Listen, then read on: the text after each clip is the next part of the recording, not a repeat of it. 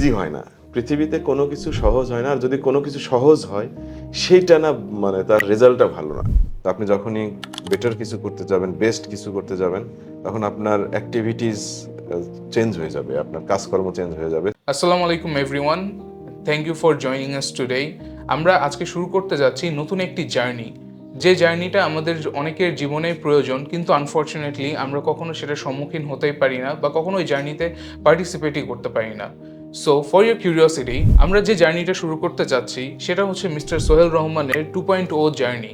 এই জার্নিটা এমন একজন পার্সনকে নিয়ে আমরা করতে যাচ্ছি যিনি একাধারে একজন ট্রাভেলার, একজন মোটিভেটর, একজন well establish corporate person, and if that isn't enough, তিনি একজন লেখকও। এবং তিনি যে বইটি লিখেছেন সেটি কমপ্লিটলি একটি ইয়াং জেনারেশনকে নিয়ে লিখেছেন। তাদের পেইন পয়েন্টস, তাদের আনসার্টেনিটি, অনিশ্চয়তা, তাদের যে কনফিউশন আছে লাইফে, বিভিন্ন ধাপ থেকে পরবর্তী ধাপ যে ট্রানজিশন আছে, সেগুলো নিয়ে তিনি বিস্তারিতভাবে লিখেছেন। কারণ তিনি একজন পার্সন যিনি এই বিভিন্ন প্রবলেমসগুলোর ভিতর দিয়ে গিয়েছেন এবং খুবই সুন্দরভাবে তা অতিক্রম করে এসেছেন। So mister Sohel Rahman, thank you so much for joining us today. You are welcome. আজকে আমরা বেশ কিছু ডিসকাশনস করতে যাচ্ছি আপনার সাথে। Sorry, not discussions, to make it interesting let's say আজকে আমরা বেশ কিছু গল্প শুনতে যাচ্ছি। কারণ আমি প্রিটি শিওর এখানে অনেকগুলো গল্প শুনবো, অনেকগুলো স্টোরিজ অ্যান্ড ইভেন্টস শুনবো যেগুলো আমরা আমাদের নিজেদের লাইফের সাথে রিলেট করতে পারি। কেননা আমরা বিভিন্ন প্রবলেমসের ভিতর দিয়ে যাই এবং mister Sohel Rahman, who has gone through multiple of issues, has overcome this issues with all of this grace, তিনি আজকে শোনাবেন কিভাবে তিনি তা অতিক্রম করে এসেছেন এবং আজকের এস্টাবলিশ পজিশনে এসেছেন। সো আপনি যদি কাইন্ডলি একটু আপনার সম্পর্কে আমাদেরকে একটু বিস্তারিতভাবে বলতেন। আমি খুবই সাধারণ একজন মানুষ, 8-10 জনের মতোই, কিন্তু একটু চিন্তা করি আলাদা রকম, একটু 8-10 জনের চেয়ে আলাদা চিন্তা করি। এটা বুঝি কারণ আমি যখন 8-10 জনের সাথে মিশি, তাদের চিন্তা আর আমার চিন্তা এক নয়, এবং এটাই পৃথিবীর নিয়ম। তো খুবই সিম্পল, সব লাইফটা খুব সহজভাবে দেখি, এবং যখন মনে হয় যে সামনে হয়তো ফিউচারিস্টিক চিন্তা করার চেষ্টা করি, এবং সেই অনুযায়ী শুধু চিন্তা করে বসে না থেকে কাজ করার চেষ্টা করি। যে ধরেন এইখানেই আলাদাটা ডিফারেন্সটা হয় আরেকজনের সাথে। বেশিরভাগ সময়ই আমার কাজকর্ম দেখে মানুষ একটু অবাক হয়, এবং কারণ হচ্ছে মানে তারা তো আর বুঝতেছে না আমি কি করছি। তো এক্সাম্পল হিসাবে বলতে গেলে স্টুডেন্টের কথা বললেন, স্টুডেন্টদের জন্যই আমার জীবন আমি দিয়ে যাব, আমি এরকম একটা চিন্তা করছি। কারণ আমাদের দেশের এই জেনারেশনটাই অনেক সংখ্যায় অনেক বেশি, এবং এদেরকে ঠিকঠাক মতো পথ দেখাতে পারলে আমাদের দেশের ভবিষ্যৎ অনেক ভালো। তো সিম্পলি চিন্তা করলে, ধরেন আমি যখন ইউনিভার্সিটি ফার্স্ট ইয়ারে পড়তাম, বা আরেকটু পেছনে যদি যাই, ইন্টারমিডিয়েট যখন পড়তাম, তখন ভাবতাম যে আমাদের মফস্বলে হয় কি, বেশিরভাগ স্টুডেন্ট তো আর সবাই তো ডাক্তার, ইঞ্জিনিয়ার বা ইউনিভার্সিটিতে চান্স পায় না। আমি ওই দলের, চান্স না পাওয়া দলের। তো তাইলে কি তারা ওই শহরেই কোনো একটা জাতীয় বিশ্ববিদ্যালয়ের আন্ডারে অনার্স করে? তো আমিও তাই শুরু করেছিলাম। মানে 95%, 98% তাই করে। একটা মফস্বল শহরে, যারা মফস্বলে থাকে সবাই আমার সাথে স্বীকার করবে যে খুব কম মানুষ তার ওই জন্মস্থানটা ত্যাগ করতে পারে। তো আমি ওই দলেই ঢুকে গেলাম, যে পারলাম না মফস্বল ত্যাগ করতে। কিন্তু 6 মাসের মধ্যে আমার কাছে মনে হলো না, আমার জীবনটা তো আমি আসলে এরকম দেখি নাই, এরকম এক্সপেক্ট করি না। তো আমি যে ভর্তি হলাম এখানে, আমি আমার সাথে যাচ্ছে না। তো আমার ফ্যামিলির অবস্থা এরকম ছিল যে এক চান্সে আমি গিয়ে বলবো যে বিদেশে পড়তে যাব বা ঢাকায় প্রাইভেট ইউনিভার্সিটিতে পড়বো, এরকম অ্যাবিলিটি ছিল না। এবং সবার গল্প একই রকম। এটা আমার অনেকে হয়তো বলতে লজ্জা পায় তার পেছনে, আমি খুব স্পন্টেনিয়াসলি বলি। তো ওই সময় আমি খুব জোর জবরদস্তি করে চলে আসলাম, মানে আমি আসলে এই থাকবো না। তো ওই আমার ওই নবীজি হিজরত করেছিলেন, সামথিং লাইক দিস।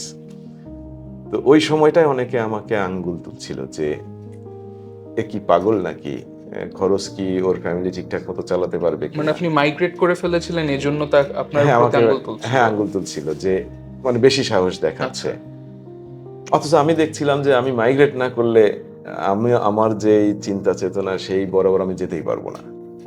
তো সবসময় মাথায় থাকে যে ভালো কিছু করতে হবে, নট এভরিওয়ান ইজ ডুইং। চলে আসলাম। সবচেয়ে মজার ব্যাপার হচ্ছে ওই সময় মোবাইল ছিল না, ওই সময়ে অনেক কিছুই ছিল না, ইন্টারনেট ছিল না। তো তখন আমি ইন্ডিয়া যেতে চেয়েছিলাম, ইন্ডিয়া ইউনিভার্সিটিতে ভর্তি হব, বিবিএ পড়বো। তো এখন ইন্ডিয়া, আপনি চিন্তা করেন, আপনার মোবাইল নাই, ইন্টারনেট নাই, গুগল নাই, চ্যাট জিপিটি তো নাই। তো আপনি কিভাবে ইনফরমেশন, আমার মতো একজন জিরো এই সম্বন্ধে, কেউ আমাকে বুদ্ধিও দিচ্ছে না, তো আমাকে খোঁজ করে করে বের করতেছে ইন্ডিয়া যেহেতু। তখন আমি ইন্ডিয়ান এমবেসিতে চলে গেলাম। ইন্ডিয়ান এমবেসি বললো গুলশান থেকে যে না, এটা ধানমন্ডি দেখে। ধানমন্ডি আসলাম, ধানমন্ডিতে বলে না এইখানে দেখে না, অন্য জায়গায় দেখে, অন্য বিল্ডিং। মানে এই করতে করতে 3-4-5 দিন পার হয়ে গেল। তো এখন আপনি কত সময় লাগবে এই কাজটা করতে বলেন, আপনি বলেন। নো মোর দেন 5 মিনিটস। 5 মিনিটস, 3 মিনিটস, অথচ এই কাজটা করতে 1 সপ্তাহ লাগবে। তো আমাদের সময়টা ওই রকম একটা সময় পার করে আসছি। তো লাস্টে যেটা হলো, আমাকে সেই স্টারের উপরে একটা স্টার কাবাবের উপরে একটা অফিস ইন্ডিয়ান এমবাসির, সেই এত মোটা একটা বই ফাইনালি এনে দিল যে এইখানে সব ইউনিভার্সিটির নাম আছে, বেছে নেন। তো আমি তখন ওই মোটা বই দেখেই চিন্তা করলাম না, ইন্ডিয়া যাব না। তো চলে আসলাম। তখন মানে আমার রেঞ্জে প্রাইভেট ইউনিভার্সিটিতে ভর্তি হইলাম। সেই ইউনিভার্সিটির নাম হচ্ছে দারুল ইহসান। তখন মানে টপ গ্রেডেড, মানে এটা সম্ভবত না, আমি প্রিটি মাচ শিওর, প্রথম private university of the country, প্রথম প্রাইভেট ইউনিভার্সিটি। হ্যাঁ, এবং আমরা যতদিন পড়েছি খুবই ভালো ছিল। যাই হোক, প্রাইভেট ইউনিভার্সিটিতে পড়াই কিন্তু, বা ইউনিভার্সিটিতে পড়া বা বিবিএ পড়াই কিন্তু অনেকে ভর্তি হয়ে মনে করলো আমার আর কোনো কাজ নাই, আমি এই যে পড়তেছি অটোমেটিক জব পেয়ে যাব। কথা সত্য না ভুল বলেন? অনেক স্টুডেন্ট আছে যে ভর্তি হওয়ার পরে রিল্যাক্স, আর টেনশন নাই, এরকম হয়। আরেকটা গ্রুপ হচ্ছে খুব মজা মাস্তির মধ্যে চলে যায়। আর আরেকটা গ্রুপ হচ্ছে আমার মতো মানুষ, আমি সবই করছি কিন্তু আমার মাথার মধ্যে আছে আরে চাকরি তো পাবো না। আমি বুদ্ধি করে দেখলাম যে চাকরি হবে না, এটা সহজ না, টেনশন ঘুরছে। হ্যাঁ, তখন এটা কি করব ভাবতে ভাবতে অনেক দিন, আসলে অ্যান্সার গুলো তার সাথে সাথে আসে না। ওই রকম কমন রুমে গিয়ে সিনিয়রদের দেখলাম চাকরি হয় না, তার মানে শিওর হয়ে গেলাম চাকরি হয় না। তখন হচ্ছে ভাবলাম যে কি করা যায়, এইরকম একটা নর্থ সাউথ, একটা আইবিআর, একটা আমাকে আগেই তো বের করে দিবে। তো বের করে দেবে না কি করলে, এটা ভাবতে ভাবতে ভাবতে ভাবতে মাস পরে আসলো যে অ্যাটলিস্ট যদি একটা কাজের অভিজ্ঞতা থাকে, তা আমি ওই সেক্টরে গিয়ে তো আমার সিভিটা দিতে পারবো।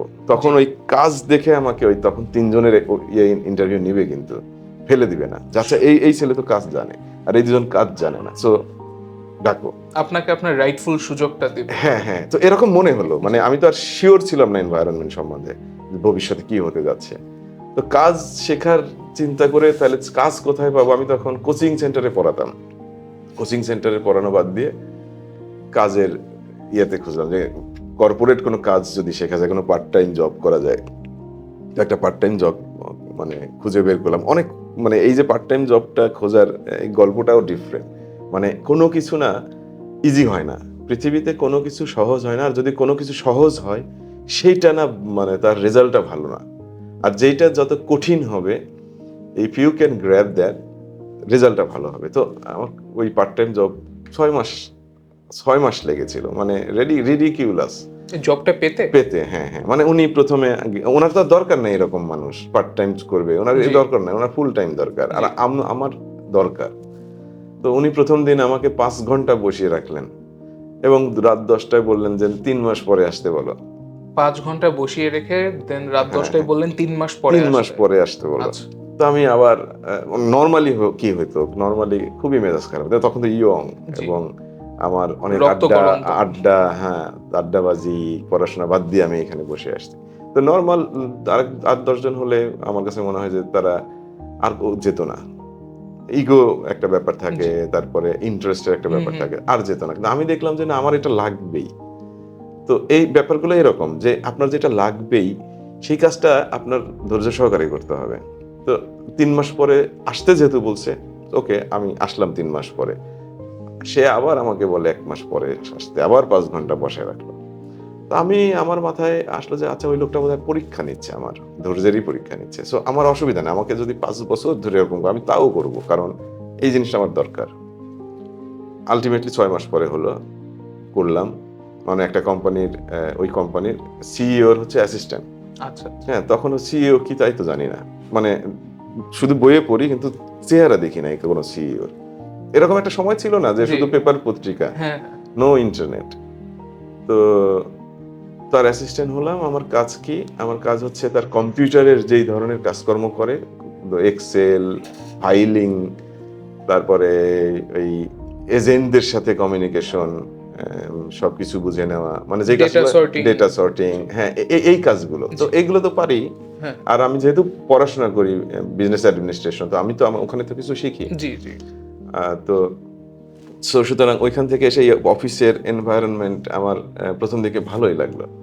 আপনারা হয়তো নোটিস করেছেন আমরা জীবনেই যখনই কখনো লার্জার দেন লাইফ অ্যাপ্রোচ নিতে চাই বা কোনো ইনিশিয়েটিভ নিতে চাই, তখন কিন্তু আমাদের যে এক্সটার্নাল এনভায়রনমেন্ট থাকে সেখান থেকে অনেক বাধা, অনেক বিপত্তি এসে পড়ে, অনেক অবস্ট্রাকশন আসে এবং অনেক কটূক্তি কথাবার্তা শুনতে হয়। কেননা যখন আমরা লার্জার দেন লাইফ অ্যাপ্রোচটা নিচ্ছি, তখন আমাদের আশপাশের যে মানুষজন থাকে তাদের কিন্তু একটা টানেল ভিশন এসে পড়ে। তারা দেখতে পায় না পুরো ব্যাপারটা একটা বার্ডস আই ভিউ থেকে। So I am pretty sure mister Sohel Rahman, আপনি যখন এই অ্যাপ্রোচগুলো নিয়েছিলেন, যেগুলো হচ্ছে আপনি not just for your generation but mostly আপনার সামনে যে ইয়াঙ্গার জেনারেশন আছে তাদেরকে অ্যাড্রেস করে যেসব অ্যাক্টিভিটিসগুলো আপনি করছেন বা আপনার ফার্দার করার প্ল্যান আছে, সেগুলো করার সময় নিশ্চয়ই আপনি ডিফারেন্ট প্রবলেমস ফেস করেছেন। এটা, হ্যাঁ, এটা সবসময় ফেস করতে হয়। এটা এই যাত্রাগুলো আপনি যখন ট্রেকিং করবেন পাহাড়, ওই এক ফ্যামিলি থেকে না করবে, আরে সর্বনাশ, এ করা যাবে না, এরকম সবাই নিষেধ করবে। আসলে আলটিমেটলি যে কোনো বড় যাত্রা করতে গেলে তো নরমাল হয় না। নরমাল কোনো কিছুই হচ্ছে ভালো হয় না। তো আপনি যখনই বেটার কিছু করতে যাবেন, বেস্ট কিছু করতে যাবেন, তখন আপনার অ্যাক্টিভিটিস চেঞ্জ হয়ে যাবে, আপনার কাজকর্ম চেঞ্জ হয়ে যাবে। সো এই সময়টা না একটা মানসিক সাইকোলজিক্যাল একটা ইমপ্যাক্ট চারপাশ থেকে, সামাজিক, পারিবারিক পড়ে। এটা খুবই স্বাভাবিক। এবং ওই সময়েই মানুষ হচ্ছে কেউ পেছনে চলে আসে এই মানুষের কথা শুনে। কিন্তু আমি প্রথম থেকেই এইটা জানি, খুব ক্লিয়ারলি আমার মাথার মধ্যে কে দিয়েছে আমি জানি না। কিন্তু এটা জানি যে আমি যখন জব করি, ইউনিভার্সিটিতে পড়া অবস্থায় জব করি, তখন আমার বন্ধুরা আমাকে পেছনে কথা বলতো যে, "ওর বোধহয় বাবা টাকা-পয়সা দিতে পারে না, গরিব। এই কারণে চাকরি করে", এই সেই। সবই ঠিক আছে। কিন্তু এই কথাগুলো শুনে আমার খারাপ লাগতো না। কারণ আমি ভাবতাম যে ওরা তো আর আমার গোল জানে না। জি। ওরা আমার জানে না। তো যার মানসিকতা অনুযায়ী বলবে সেটাই স্বাভাবিক। ইভেন এখন এই যে বই লেখার বিষয়, বা আমি মাঝে ক্যামেরার সামনে আসি। এ সো মানুষ তো চিন্তা করে যার নিজস্ব আ মাইন্ডসেটের উপরে। তো সে কি চিন্তা করলো সেটা আমার আসলে দেখার বিষয় না। শোনারও বিষয় না। কেউ যদি কিছু আমাকে বলেও আমি না শোনার মতো, এটা এদিক দিয়ে শুনে কানে না ঢুকিয়ে এটা এইদিকে দিয়ে বের করে দেই। এইদিকেই বের করে দিই। মানে আমি এটা রিসিভ করি না। কারণ আমি জানি যে আমি what am I doing? They don't know. They have no idea. সুতরাং সে কি বলছে সেটা শুনে আমার ভেতরে কোনো ক্রিয়া হোক, কোনো বিক্রিয়া হোক, এটা তো আমি ট্রেইনড। আমি এটা অ্যালাউই করি না। কারণ আমার যত পরিস্থিতি খারাপই হোক আর যাই হোক, আমি জানি আমার কিছু একটা করতে হইলে অনেক প্রতিবন্ধকতা আসবে এবং সেগুলো ফেস করতে হবে। সুতরাং আমি মেন্টালি অনেক স্ট্রং। আমি ফেস করি এবং এই সামাজিকতা, এই পারিবারিক এগুলো আমার ছোঁয় না।